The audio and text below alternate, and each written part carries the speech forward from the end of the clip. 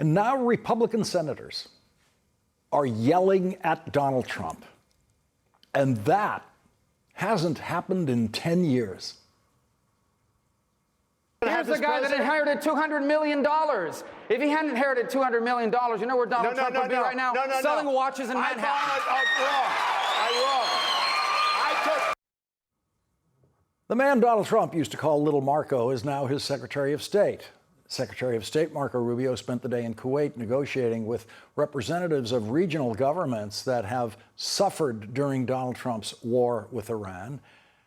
And here's what Donald Trump said about Marco Rubio's negotiating skills. Marco is not a negotiator. I watched him melt down, and I'll tell you, it was one of the saddest things I've ever seen. He's not going down. He thinks the Palestinian is a real estate deal. And these people may even be tougher than Chris Christie, okay? The Palestinians are not a real estate deal, Donald. Okay, no. A deal, they're not a real estate deal. Is a deal. Let me tell you, a deal is not a deal when you're dealing with terrorists. Have you ever negotiated with terrorists? You are not a negotiator.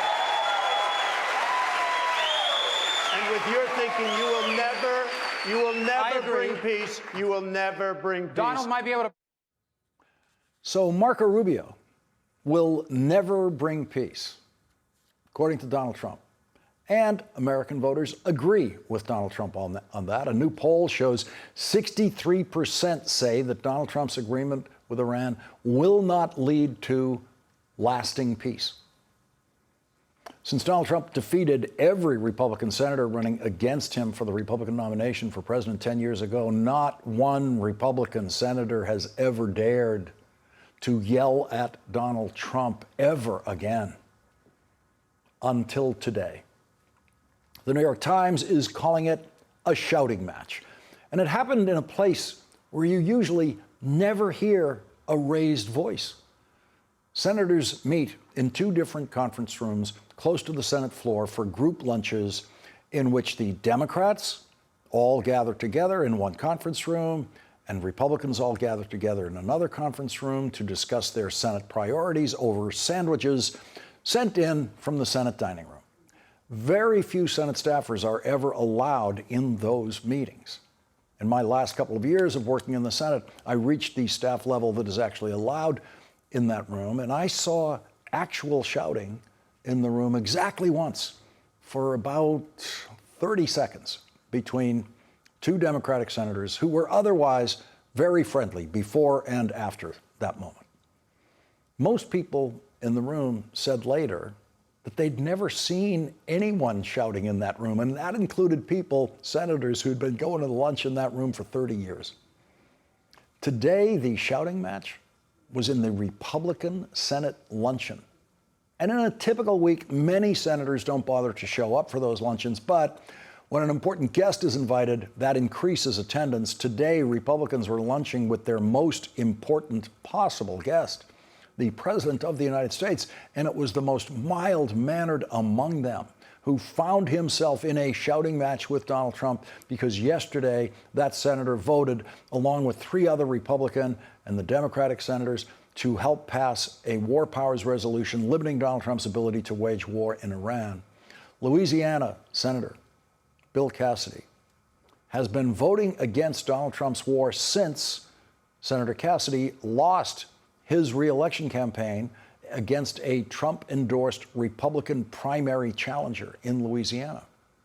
Most of the newly brave opposition to Donald Trump on the Republican side of the United States Senate comes from Republicans who are in their final year in the Senate by choice or because Donald Trump defeated them in their reelection campaigns and Republican primaries with Trump-endorsed candidates. Last week, Senator Bill Cassidy said this after reading the 4-page memo of understanding Donald Trump signed with Iran. So I think we had a really great meeting, and we're very proud of the party. The details that I've seen so far look awful. This will go down as a tremendous foreign policy blunder. Iran ends up stronger. Our allies in the region are weaker.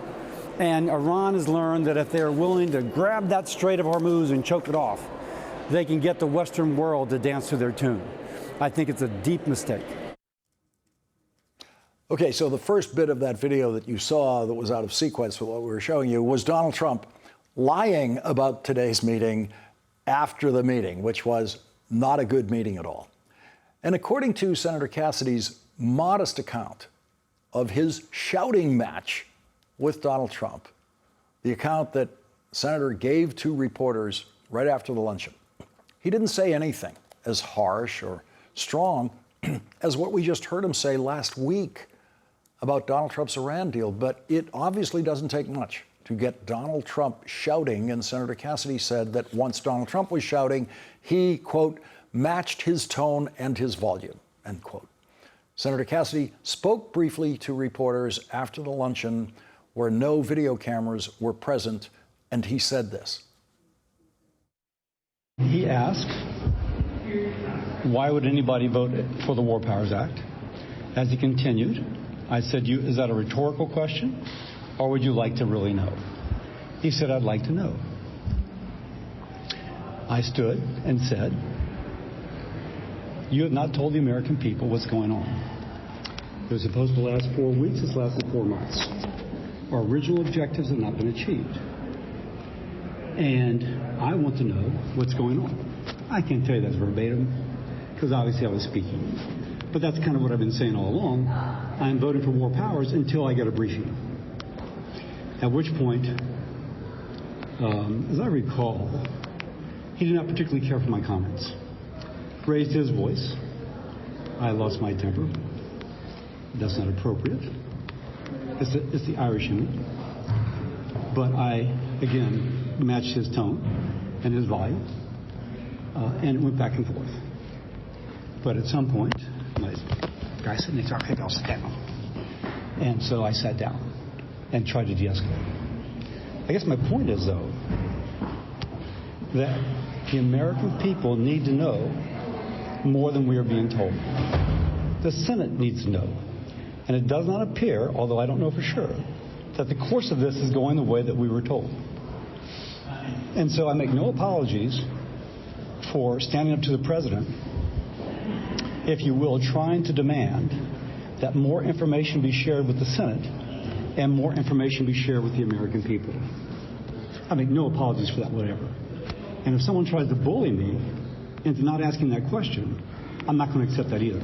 I am sticking up for the American people, even if I'm speaking to the president. When the president raised his voice at you, what did he say? Did he insult you? Or? Something like, what does President Trump say? Oh, you lost the election, that sort of thing. Whatever, comes to mind as to demean another person. The New York Times reports this about the uncouth, vulgarian Donald Trump. Mr. Trump also lashed out at Senator Lisa Murkowski, Republican of Alaska, who was part of the bloc of Republicans that supported the resolution, calling her a horrible person, according to senators in attendance.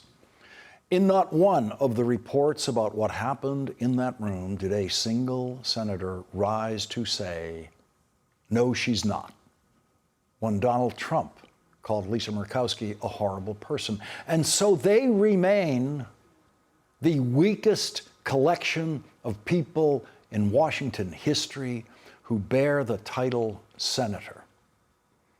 Our first guest tonight, whose service as a senator included being the chairman of the Senate Foreign Relations Committee, was never afraid to tell a president that his war was a failure. John Kerry's first appearance in the United States Senate was as a leader of the Vietnam Veterans Against the War when he testified to the Senate Foreign Relations Committee, the committee he would eventually become chairman of, about the horrors of combat in Vietnam that he participated in and the impossibility of the United States ever winning that war. John Kerry's testimony that day helped end the Vietnam War sooner than it would have without his unique voice in protest against that war. John Kerry's opposition to that war helped end the draft and to spare the lives of young American men who were therefore never sent to die in that war. As President Obama's Secretary of State, he continued what can be seen as his lifetime commitment to trying to save us from war by negotiating the most important diplomatic breakthrough of the 21st century, the agreement with Iran, supported by 5 other countries, that Iran would never develop or acquire a nuclear weapon. That agreement was working exactly as intended, with Iran's full, obedient compliance, when Donald Trump, for absolutely no reason, abandoned the agreement.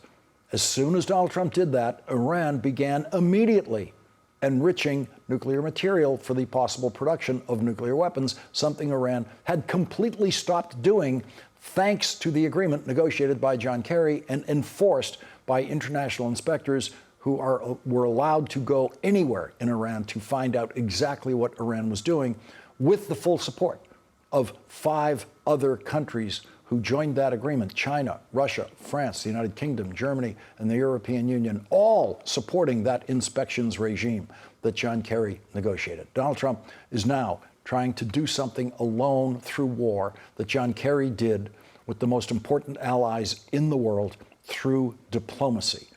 Unfortunately, for the United States and the world, no one with John Kerry's experience and expertise is involved in the current negotiations with Iran.